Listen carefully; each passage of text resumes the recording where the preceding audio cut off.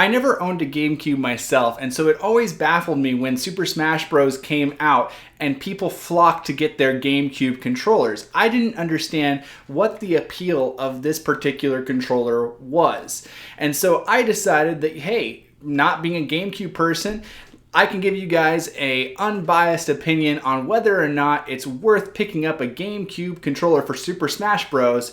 If you already have a Pro controller or just the standard Joy-Cons.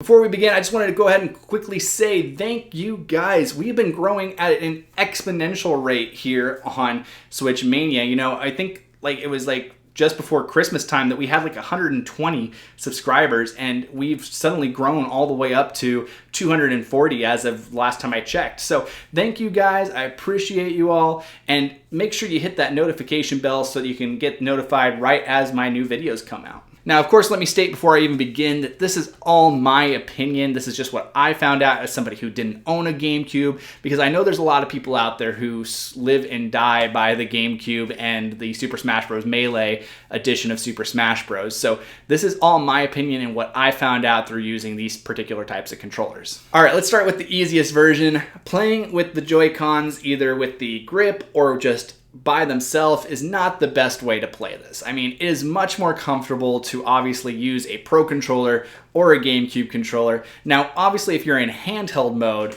that can be fairly comfortable to use it like that, but I still find that with Super Smash Bros., playing it portable just feels really wrong to me because the screen seems really, really small. I like playing it portable, you know, but it's not my favorite game to play portable because of the fact that the characters, the environments, everything seems too small, and sometimes it gets really hard to follow. When Super Smash Bros. Ultimate came out this time around, I actually went and I bought myself a wireless PowerA GameCube controller for the very first time. And the reason why I did this is just because I kept hearing everywhere and seeing videos everywhere about what GameCube controller you should buy for Super Smash Bros. As if it was some type of given fact that you should buy a GameCube controller for Super Smash Bros. And so I decided to go with this wireless one because it was gold and I thought it looked kind of cool. But honestly, I had it in my back of my head wondering, is there really a benefit to playing with a GameCube controller for Super Smash Bros? Does it feel more comfortable? You know, is there some advantage to this particular controller that gives you an edge over somebody who has a regular controller, or does it just feel more comfortable? What is the big deal about the GameCube controller, right? And so, you know, maybe some of you guys didn't own a GameCube as well, and you're wondering, should I pick up a GameCube controller for my Nintendo Switch? Well, I can tell you some of the things that I noticed right off the bat, because when I got Super Smash Bros. Ultimate, I played with this exclusively first.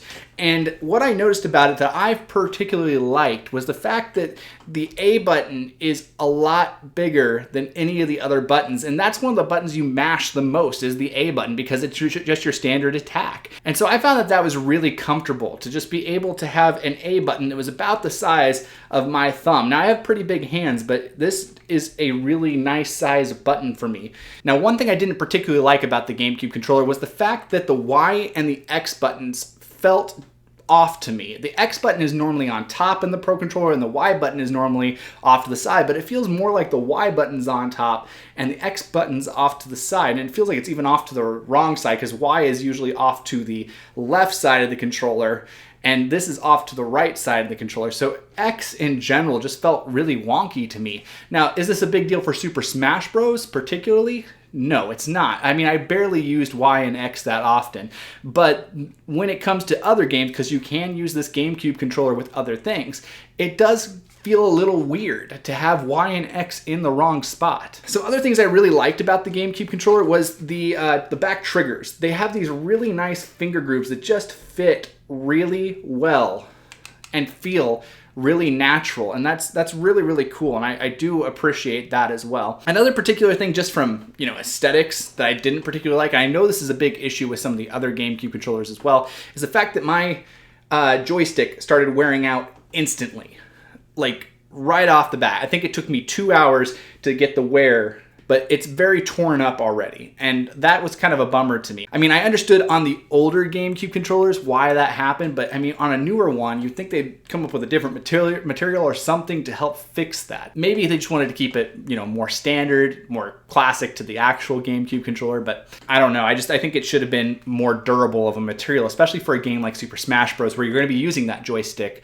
a lot. But the question remains, did I find any advantages to the GameCube controller over the Pro controller? After playing Super Smash Bros. Campaign and playing some extras with friends with the GameCube controller, I sat down this weekend and I played with the Pro controller, and honestly, I didn't have to adjust at all. It didn't feel weird at all, and it felt comfortable.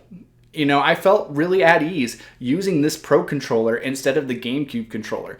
And so, was there any big advantage using the Pro controller versus the GameCube controller? No. This is very comfortable to use. It's very easy to use. For those of you who had Super Smash Bros. Melee for the GameCube and owned a GameCube and got used to that version of playing Super Smash Bros., then of course, go pick out a GameCube controller for yourself, because, I mean, obviously, I've heard that Super Smash Bros. Melee was one of the best iterations of Super Smash Bros. Out there. If you're one of those people who think that, then of course you're going to think that a GameCube controller has got some advantage over this. But from somebody who had never owned a GameCube, for somebody who skipped that generation and went straight to the PS2, I'm saying that I really don't notice too much of a difference between the Pro controller and the GameCube controller. And so if you happen to already own one of these particular controllers, I personally say, don't worry about it. I mean, especially at $50 for this particular wireless controller, I mean, I think it's just a little expensive to be picking up this controller specifically for one game, because when it comes down to it, when I have the choice between using this controller or a Pro controller for,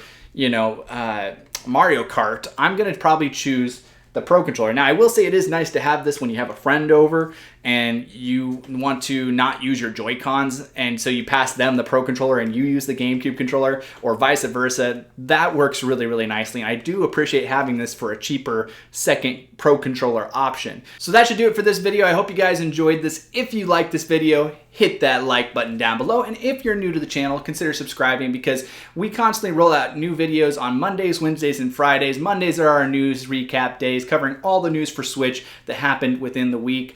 And then Wednesdays we do reviews on games, and Fridays we go ahead and we do some gameplay and just have some fun here. And then occasionally, like today, we roll out some extra videos where we just talk about random topics that I find interesting, like, is the GameCube controller worth it? Well guys, like I said, I hope you enjoyed this video, and we'll see you guys next time on Switch Mania.